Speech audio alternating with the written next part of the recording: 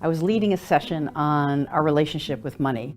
We had 50 people in the room. We circled up and we went around the room, just say something about your relationship with money. And I realized every person in that room was in fear about money.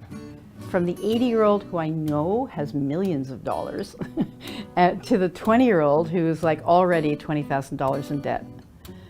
For me, I think it's always a comfort thing knowing that I have a little bit more saved up or invested. And I think it could just be a psychological thing that no matter how much money I have, it's always psychologically never going to be enough. I think for me, if I'm honest with myself, it's getting further away from how broke I was, because I'm scared of that ever happening again.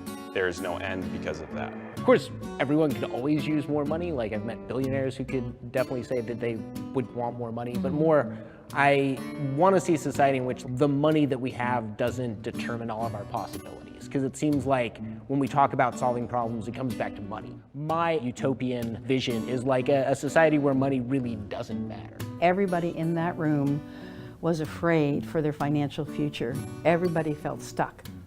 That's not an appropriate way to run a country. Money represents security in our society. Tragically, it shouldn't, but it does. We really eventually need to think about how the game is designed and to make it easier for more people. I call it FI for all, financial independence for everybody. How can everybody be free of the fear?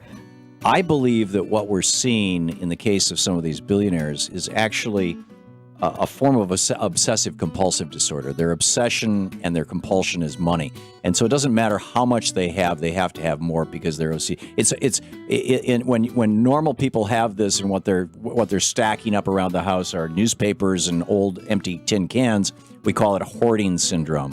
If they're billionaires, they do the exact same thing, only instead of, filling their living room with newspapers, they fill the checking account with money.